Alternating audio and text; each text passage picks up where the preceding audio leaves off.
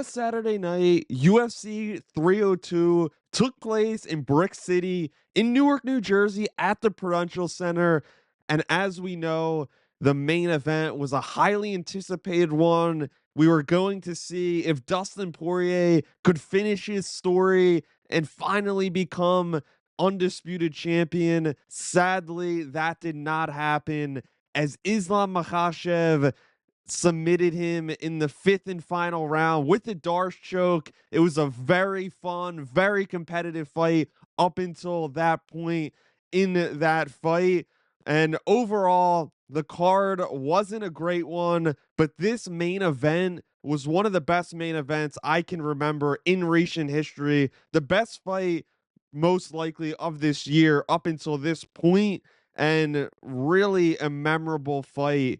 And I wanted to start with Dustin Poirier because he was the one that everybody was talking about. It was on Lafayette Street at the Prudential Center. It seemed like the stars were aligning. It didn't go his way, just like it didn't go his way the previous two times he took a crack at undisputed gold. But this time in particular, there's no when you lose a fight and when you lose it, there's no moral victories per se. But if there ever was a moral victory, Dustin Poirier definitely got that on Saturday night just because of how well he performed in this fight. He was stuffing so many of Islam's takedowns. Islam was 5 for 16 with takedown attempts, and he had a little over 10 minutes of control time. But Dustin was always active on the ground. He was throwing elbows. He was moving around. He never let Islam take control and dominate him like he has guys in the past.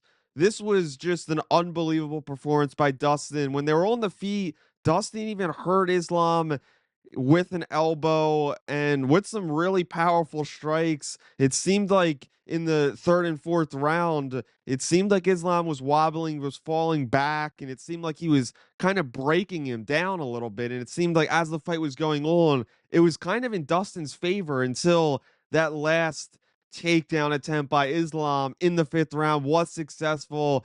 Dustin tried to crawl up, and Islam just strangled him with the Darce choke and put his lights out. But Dustin only had 14 less significant strikes to Islam's 88 in this one.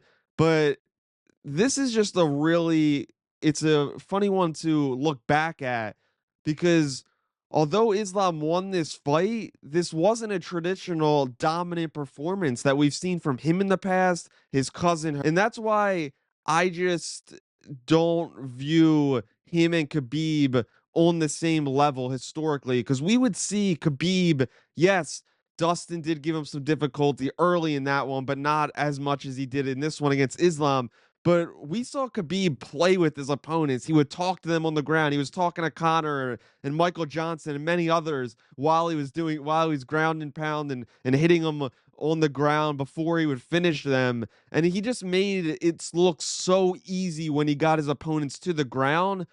So I don't think Islam's better there, but also Islam actually is a way better striker than Khabib was and than he ever was. Khabib did drop Conor, as we know, but Islam is really each fight becoming a really good and really formidable striking competitor on the feet. He really can hurt guys on the feet. We know he knocked out Volk a couple months ago with the leg kick, but his hands have looked really improved as of late. But overall, this was just an unbelievable main event for the lightweight division.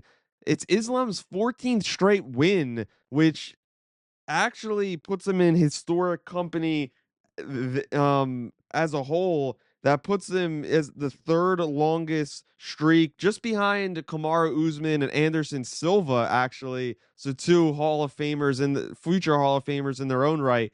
And Islam is on that way. It's his fourth title win. It ties Khabib with 3 title defenses at this point, and it really puts him in a place that he could be a future lightweight GOAT, maybe, depending on how things play out.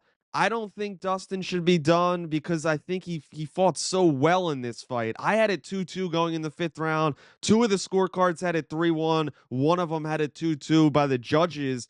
But I don't think Dustin should retire. He went toe to toe with the number 1 pound for pound fighter in the UFC.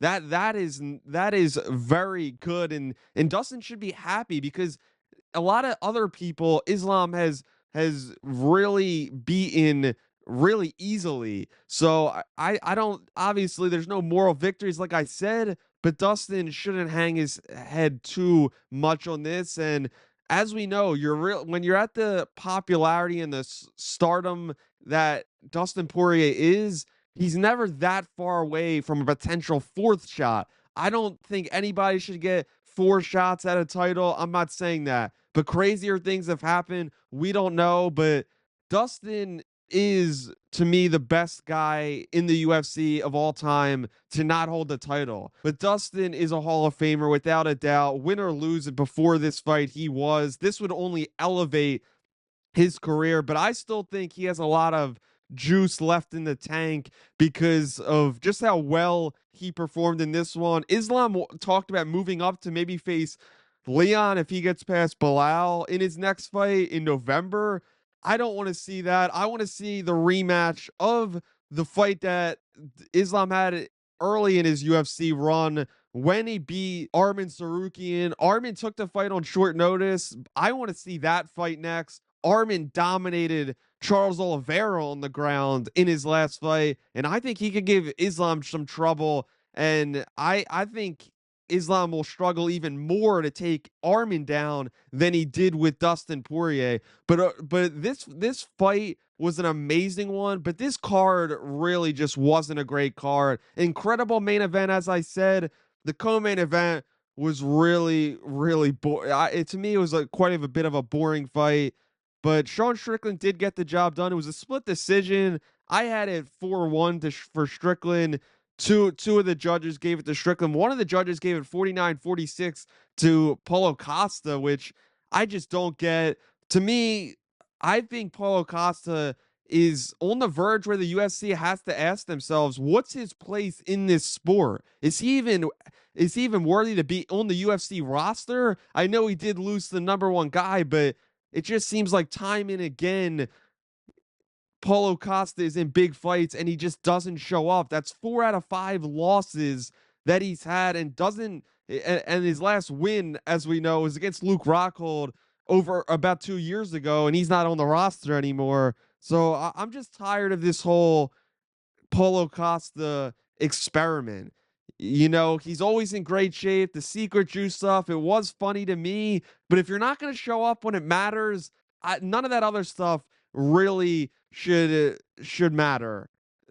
But for Sean Strickland, on the other hand, he had a really good performance. I don't think this is a performance like he wants and like he wanted to propel him back to a title shot.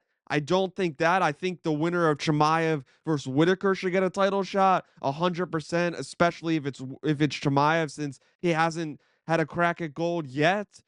But Sean Strickland is just in a weird spot because he took a fight against the guy who's ranked lower, but without a super convincing, or without a finish against Paulo Costa. Was it really even worth it to take this fight? Did it do much for him? He's going to have to ask himself that, and we can think about that ourselves. But all in all, incredible main event. Islam Makhachev is still the reigning undisputed UFC lightweight champion. Dustin Poirier didn't finish his story in Newark, but I don't think his story is over just yet.